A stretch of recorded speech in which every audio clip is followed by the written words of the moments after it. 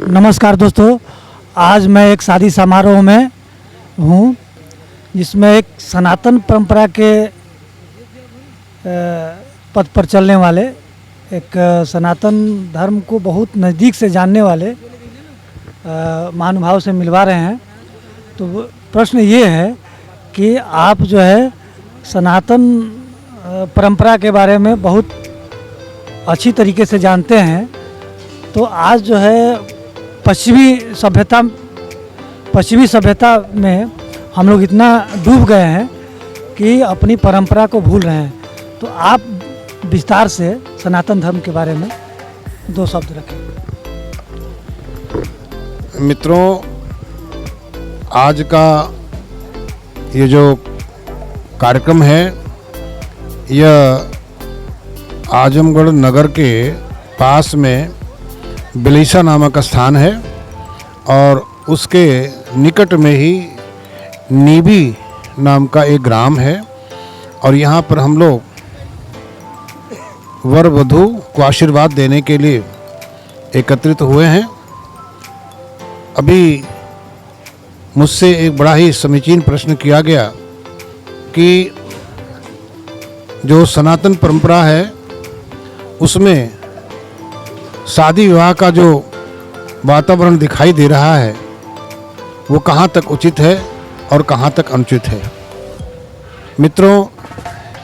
मेरे पूज्य गुरुदेव जिनसे मैं प्रेरणा प्राप्त करता रहता हूँ, प्रोफेसर प्रभुनाथ सिंह मयंक, हिंदी साहित्य के उद्भट विद्वान, उनके मार्गदर्शन में मैंने इस सच्चाई को आत्मसात करने का प्रयास किया कि हमारी जो सनातन संस्कृति और सभ्यता है उसमें हमारे हिंदू धर्मावलंबी अपने पुत्र और पुत्रियों का शुभ विवाह दिन के प्रकाश में किया करते थे, क्योंकि हमारे यहाँ शास्त्रों के अनुसार जो ऋषि मुनियों का आदेश था उसके अनुसार सूर्यास्त के बाद शादी विवाह के लिए किसी भी कीमत पर अनुमति नहीं थी। उसके पीछे बड़ा ही वैज्ञानिक कारण था कि रात्रि में राक्षसी प्रवृत्तियां भ्रमण करती हैं और उसके कारण से किसी के भी जीवन में सुख और चैन नहीं रहता है। परंतु यह भी सही है कि आखिर दिन में शादी विवाह का कार्यक्रम संपन्न करने और कराने की जो हमारी सभ्यता थी, हमारी जो परंपरा थी, क्यों उसका परित्याग हुआ और उसका स्थान रात्रिकालीन विवाह पद्धति ने क्यों ले लिया। तो मित्रों, यदि हम उन आतताइयों के कारनामों को ध्यान में रखें जिसके कारण हमारा देश हजारों वर्ष तक गुलाम रहा, तो उनकी जो राक्षसी प्रवृत्ति थी, जो राक्षसी सोच थी, उसमें हमारी जो बहन बेटियां थीं उनके प्रति उनके मन में कुदृष्टि का भाव रहता था और जहाँ कहीं भी उनको पता लगता था कि अमुक गांव में, अमुक परिवार में कोई बहुत सुंदर कुंवारी कन्या है, तो वे उस पर कुदृष्टि डाल करके और उसका अपहरण किया करते थे। इसके कारण विवश होकर के हमारे समाज के लोगों ने उनसे बचने का एक रास्ता अपनाया और दिन के स्थान पर रात्रिकालीन विवाह की पद्धति पनपी और अभी तक वह चलती चली आ रही है। तो अभी जो है हम विशेषकर जो है इस पर हम आपसे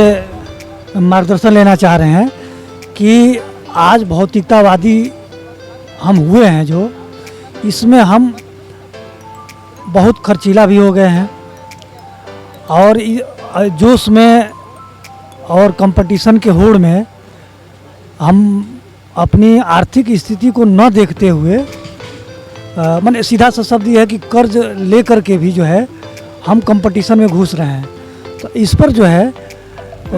एक जो होड़ मचा हुआ है कंपटीशन का, इस पर भी 2 शब्द जो है अपने समाज को बताएं। क्योंकि पहले जो है एक दूसरे के सहयोग से बहुत बड़े बड़े आयोजन हो जाते थे, लेकिन अब जो है सब चीज़ बढ़ोतरी पे हो गया है। तो इस पर जो है मतलब हम अपनी परंपरा को न छोड़ते हुए और सहज जीवन की ओर जो है कैसे चले, इस पर थोड़ा मार्गदर्शन करें। मित्रों, यह प्रश्न भी नितांत विचारणीय है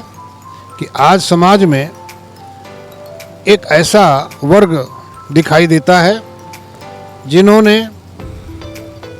ज़्यादातर अपसंस्कृति का परिचय देते हुए, सीधे सीधे अगर मैं कहूँ तो भ्रष्टाचार के बल पर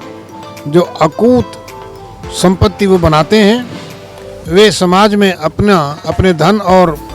वैभव का प्रदर्शन करने के लिए शादी विवाह के अवसरों पर वे उसका भोंडा प्रदर्शन करते हैं। पहले हमारे यहाँ जो हमारी प्राचीन संस्कृति और सभ्यता थी, उसमें विशेषकर मैं गाँव की अगर चर्चा करूँ तो किसी गाँव में किसी बालिका की शादी का अवसर होता था तो उस प्रसंग पर गांव के सभी लोग एकत्रित होते थे तथा हंस बोल करके और आपसी सहयोग से पूरे गांव के लोग संपूर्ण शादी विवाह का जो कार्यक्रम रहता था उसको संपादित करते कराते थे। उसमें व्यय भी कम होता था और ऐसा सुस्वादिष्ट भोजन और उसके अंतर्गत जो भी चीज़ें आती थी वो इतनी स्वादिष्ट होती थी कि सब लोग पेट भर खाते थे और उनको लंबी लंबी दूरी की यात्रा करके आते थे और वापस जाते थे और फिर भी उनके स्वास्थ्य के ऊपर किसी भी प्रकार का कोई कुप्रभाव नहीं पड़ता था। परंतु उसका स्थान पश्चिमी सभ्यता तो उसको कहा नहीं जा सकता, परंतु पश्चिमी विचार की जो आंधी है वो इस प्रकार से चली कि उसका फैलाव आज शहर से लेकर के गांव तक हो गया है और सारे लोग वही जिसको बफर सिस्टम कहते हैं, परंतु मेरे जैसे लोग उसको ऐसा समझते हैं कि ये पार्श्विक भोजन की एक प्रक्रिया है जिसमें व्यक्ति अनावश्यक रूप से अनाज का, भोजन का, भोज्य पदार्थ का जो है दुरुपयोग करता है। इससे जो सामान्य वर्ग के लोग हैं वे इस होड़ में शामिल होने के कारण बहुत परेशान होते हैं। उन्हें कई बार आर्थिक स्थिति प्रतिकूल होने के कारण उनको खेत बेचना पड़ता है। मैं समाज के बुद्धिजीवियों से आग्रह करना चाहूँगा कि वे जहाँ तक हो सके इसमें परिवर्तन लाने के लिए अपनी प्रेरणा से कुछ इस प्रकार का काम करें ताकि इस प्रकार की जो अपसंस्कृति विकसित हो चली है उस पर न केवल नियंत्रण स्थापित किया जाए वरन इसको समाप्त कर जो हमारी प्राचीन सभ्यता, प्राचीन परंपराएं रही हैं पुनः उसको मर्यादित किया जाए। धन्यवाद। और मैं एक अंतिम प्रश्न करना चाहूँगा कि जो हम पश्चिमी सभ्यता की ओर जो है काफ़ी दूरी तय कर चुके हैं, तो उसमें जो है अचानक हम अपनी संस्कृति पे या कहिए कि पीछे नहीं आ सकते हैं। इसमें हम लोग मतलब एक एक स्टेप या आप ऐसा मार्गदर्शन करें कि हम कैसे नीचे उतरें, मतलब अपनी संस्कृति की ओर कैसे लौटें। मित्रों, यह कोई कठिन कार्य नहीं है। हम सब के मार्गदर्शक युग दृष्टा स्वामी विवेकानंद जी ने कहा था कि अंधेरा अंधेरा चिल्लाने से अंधेरा दूर नहीं होता, एक छोटा सा दीपक जलाने की आवश्यकता रहती है। तो इसी तरह से हम सभी अपने अपने स्थान पर यदि संकल्प लेकर के छोटा छोटा ही सही परंतु अगर प्रयास करेंगे, आगे बढ़ेंगे तो निश्चित रूप से तमाम सारे समाज के लोग हमारे उस विचार को आदर देंगे और उस विचार को शक्ति देंगे और फिर से एक समय आएगा जब हमारी जो प्राचीन भारतीय संस्कृति है, हमारी सभ्यता है, निश्चित रूप से वो विश्व विजयी होगी। जहाँ तक आपने पाश्चात्य सभ्यता की बात किया, तो पाश्चात्य सभ्यता में मेरा ऐसा कहना बिल्कुल भी नहीं है कि जो ज्ञान के लिए आवश्यक है उसको भी हम छोड़ दें। मेरा ऐसा कहना बिल्कुल भी नहीं है। ज्ञान के लिए जो कुछ भी आवश्यक है, चाहे वो भाषा संबंधित बात हो, विज्ञान से संबंधित बात हो, विचारों का आदान प्रदान होना चाहिए। परंतु जो हमारी जो अपनी संस्कृति है उसके प्रति हमारा आदर, हमारा आग्रह भाव हमारे मन में फिर से विकसित होना चाहिए। और हमारी जो भारत भूमि है उसको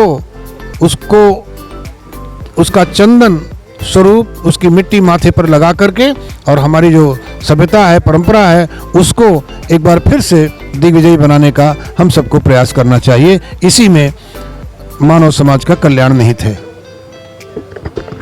नमस्कार दोस्तों, अब जो है इन्हीं शब्दों के साथ हम लोग वाणी का विराम लेते हैं और पुनः जो है आप महानुभाव से हम आपको बहुत जल्द मिलवाएंगे। और